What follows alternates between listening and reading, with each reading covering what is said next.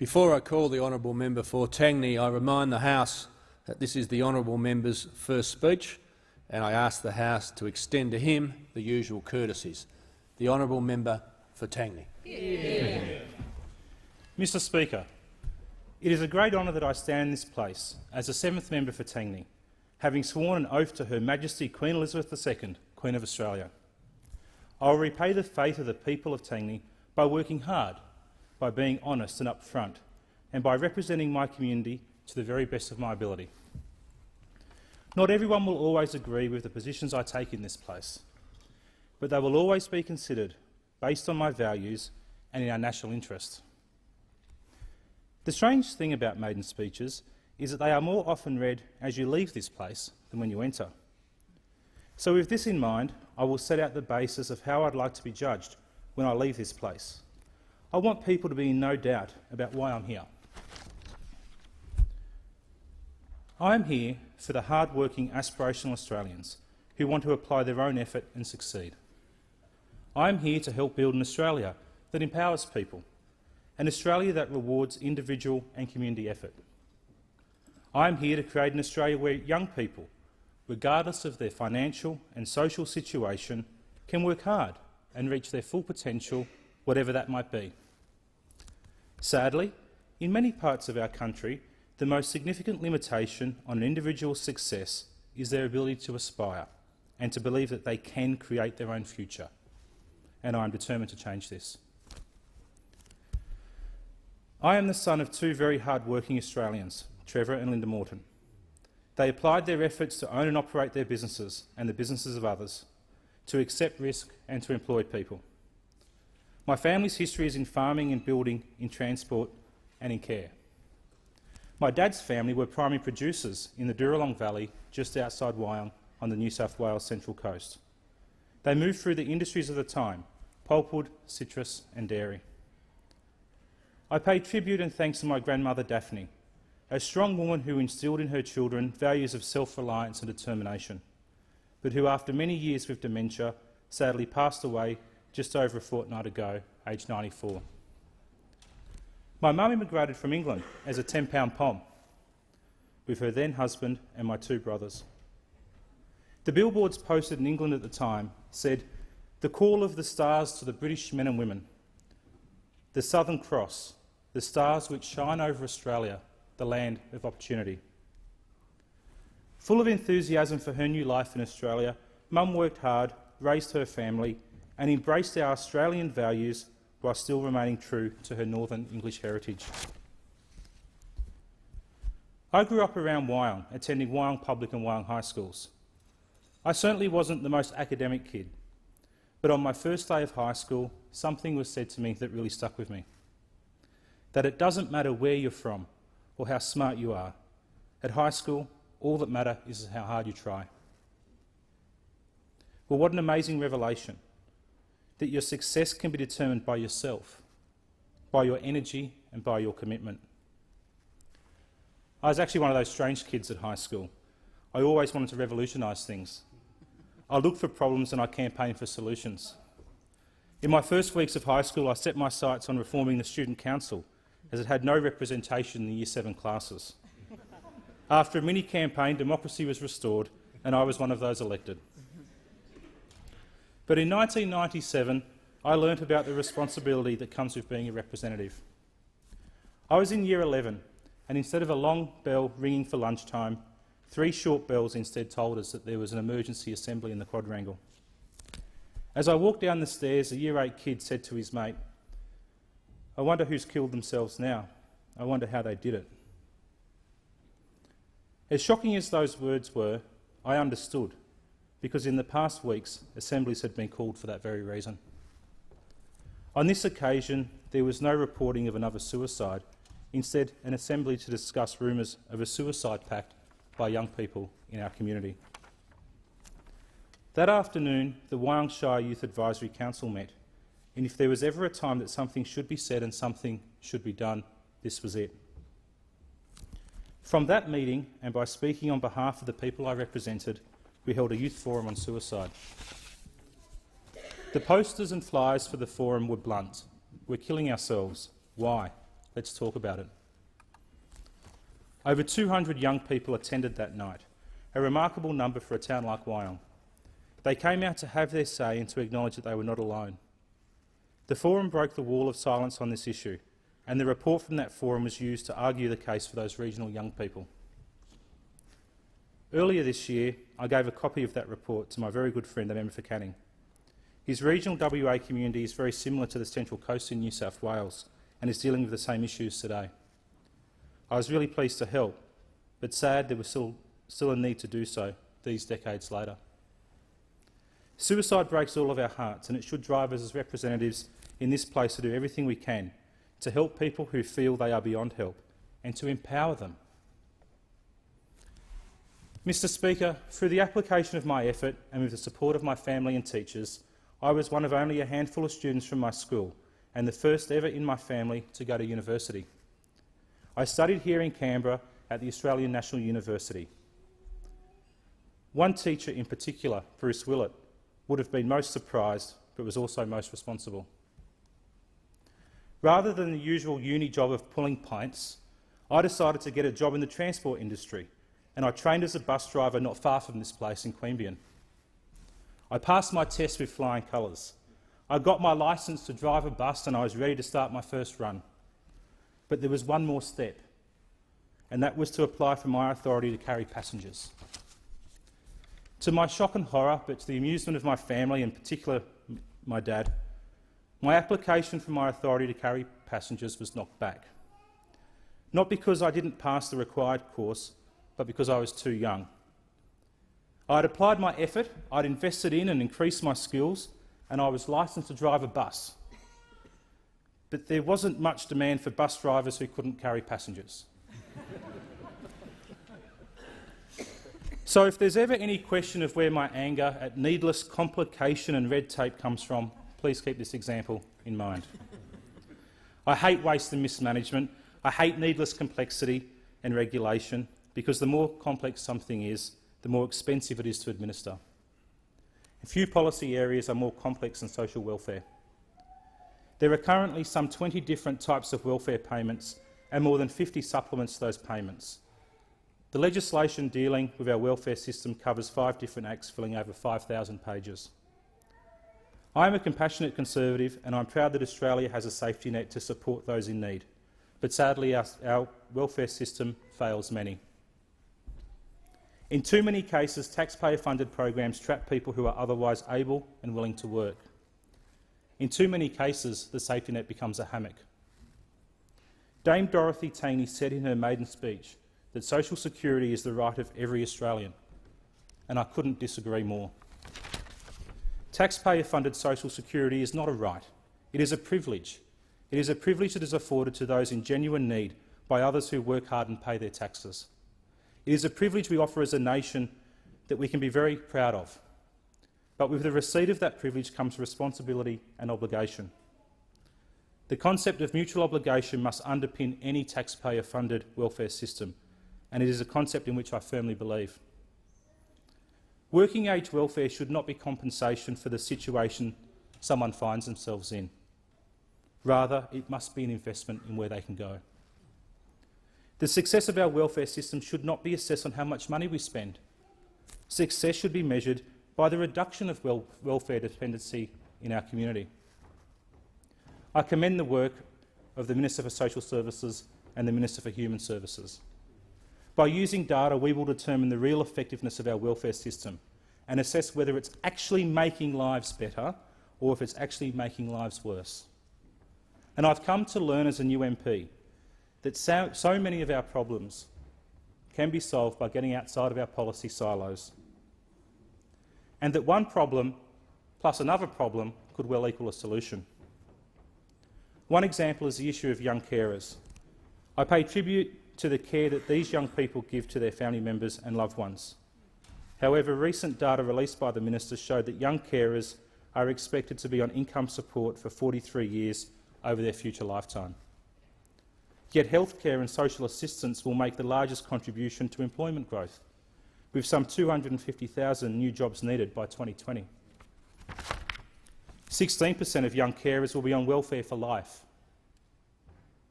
Now, while not all carers will want a career in caring, I hope that people who would otherwise be destined for lifelong welfare would find more inspiration, meaning and fulfilment from a career in the caring jobs we need, born out of compassion for their loved ones.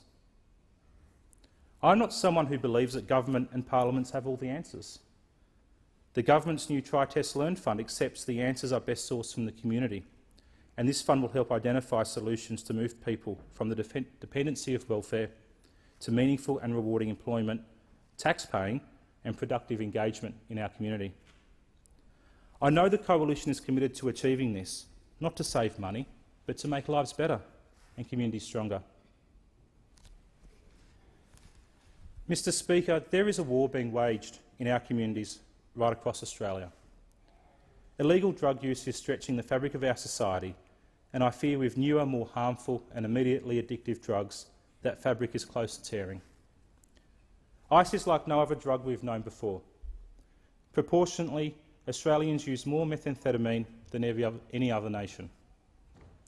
There are over 200,000 dependent users in Australia, and each user's family, friends and colleagues are affected by this scourge. Just last week, I met with a mother whose daughter is extremely lucky to be on the road to recovery. But the stories of immediate addiction, crime, dealing, vulnerability, rape and attempted suicide would shock anyone. The final report from the Nationalised Task Force sets out 38 recommendations. While I am pleased that the government has responded immediately with an investment of almost $300 million to improve treatment, aftercare, education and prevention, more still needs to be done. But this problem is complex and covers multiple departments and ministers. Recommendation 32, concerning direct ministerial responsibility across portfolios, is for me a most critical foundation stone, and one for which the Coalition has a proud track record. We should replicate the successful model used for border protection and implement single ministerial authority, responsibility and accountability for tackling drugs in our community, so that together we can start winning some more battles in this war. I've seen firsthand how drugs burn even the closest bonds, and I've seen the intersection of welfare and drugs in our community. During my high school years, my parents took full-time care of my nieces, who were then aged around 5 and 6. They were living in a drug-fuelled, abusive environment with their mother, and my parents, like so many other parents and grandparents, did absolutely the right thing. My niece's mother and her friends would laugh at my parents as if they were mugs. Their attitude was, why would you work for money when the government gives it out for free? And I can't emphasise to you enough the impact these events have had on the development of who I am. I want to be very clear at this point. My niece's mother and her friends are not representative of the vast majority of people on welfare. I am disgusted and dismayed by those who don't respond to our investment in them by investing in themselves and becoming part of our nation's success. My parents were no mugs. They were decent, hard-working Australians. They expected their taxes to be invested in making Australia even better, not simply redistributed to those who won't apply their own effort to improve their lives.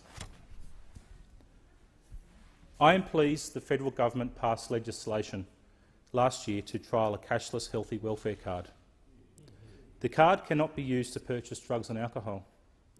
Trials in the East Kimberley and in Ceduna are proving successful. These communities realise that the lazy application of cash can reduce quality of life, not improve it. I see no reason why the card cannot be rolled out more extensively in our community, again, to make lives better. By listening to experts, to those who have first-hand experience, and by using data, we can have pragmatic programs which help people wanting to improve their lot in life. In his inaugural Sir Robert Menzies lecture in Western Australia in 1970, Menzies talked about pragmatism, making the point that the term is often misunderstood or seen in a negative context, particularly by those who rely on the doctrinaire approach of socialism. Pragmatism is not a weakness, but a strength, to adapt what is needed and to use the resources available to make things better. This does not mean we abandon our ideals. Rather, we plant the seeds for future success and we achieve what can be attained now. Ultimately, every political problem is also a human one, with a pragmatic solution. I learnt this early when at 20 I was pre-selected as a state Liberal candidate for Wyong. While I wasn't elected, I was still able to make a difference. I worked with a small organisation called the Wyong Child Abuse Prevention Service. Funding had dried up and the service was set to close. We ran a countdown to closure campaign that gave a voice to those people who were not being heard by government. The pressure applied by that campaign resulted in the then Premier visiting that organisation and committing funding to it. It was such a proud moment for me as a young candidate, applying advocacy skills and enthusiasm and making a positive difference for my community. My journey to this place has taken its path through the professional wing of the Liberal Party, a journey that may not have happened if it were not for the convincing nature of the then State Director of the New South Wales Liberal Party, now my parliamentary colleague, the Treasurer of Western Australia. Like so many others, I moved across the Nullarbor for work. I became State Director of the WA Liberal Party. I am proud of what the WA Liberals achieved during my 7+ years in that role. Of particular pride was I was able to draw on the teachings of my parents and apply them to the management of the Liberal Party as a business, one of WA's largest membership organisations. To the possible disappointment of the then Federal Director Brian Loughnane, who on more than one occasion declared very, very loudly that I'd gone native, my wife Asta and I decided some years ago to call WA home permanently. Asta and I are in awe of WA's entrepreneurial spirit, its courage, its self-reliance and determination to succeed. My family and I have made our home in the area I now have the privilege to represent. Located just south of the Perth CBD, Tangney is vibrant and cosmopolitan. Tangney is graced by the beauty of the Swan and Canning rivers as its northern boundary and is also shaped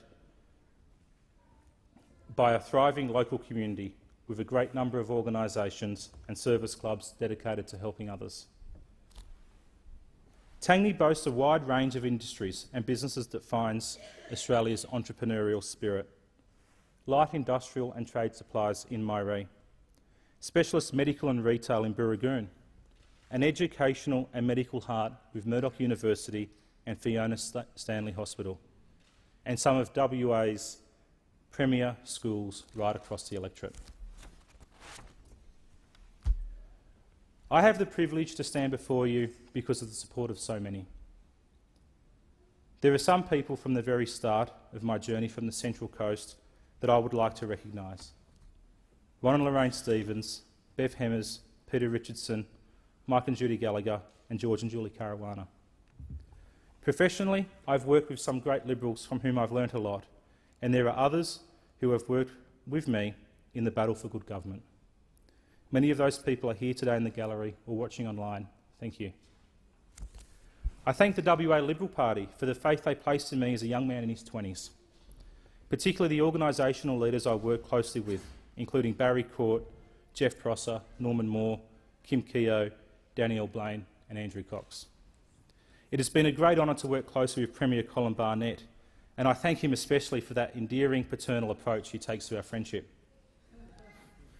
Australia's success is built on individuals and enterprise. Prior to entering this place, I worked as a senior manager for one of Western Australia's greatest companies, BGC.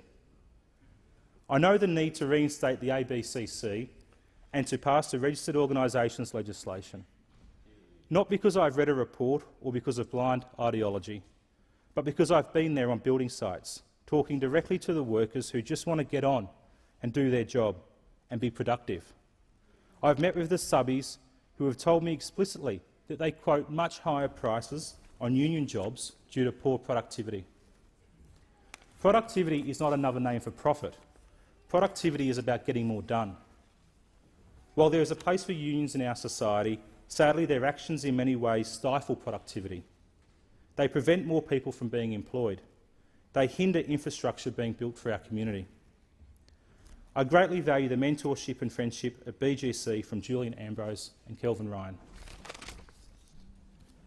I am honoured to be the candidate chosen by the people of Tangney to represent them. I want to thank the 500 or so volunteers that worked on my campaign. I want to recognise key members of my campaign executive: Richard Newton, Phil Turtle, Robert Reid, Anthony Spagnolo, Godfrey Lowe, Ben Kunza, Monica Dunnett, Alan Brown and Ross Hughes. I recognise in the gallery the former member for Tangney, Peter Shack. The WA Federal Parliamentary contingent is a formidable force, led by the Foreign Minister, the Minister for Finance and the Minister for Employment.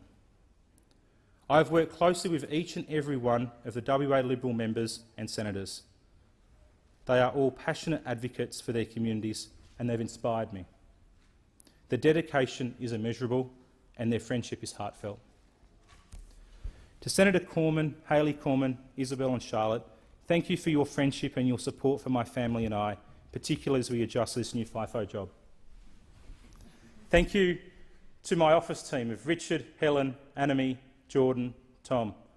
Good luck, you're going to need it. I want to thank some personal friends, Leah Sales and my very special cousin Carissa Daniel, Jane and Christian Galanti, Peter Murdoch and Carmel Tobin, Andrew and Jane Partington and Tony George. To my brothers Sean and Lee, my sister Shelley, to all of my nieces and nephews, I love you. As a 17-year-old moving away from home to study, my mates from Bergman College ANU are truly lifelong friends, and I acknowledge their contribution to who I am.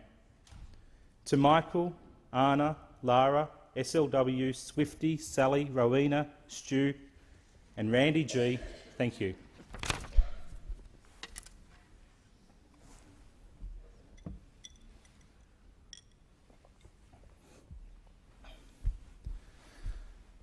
Since my mum passed away from cancer in December last year, I've thought so much about Mum and Dad, and I've reflected on the greatest impact they've had on who I am.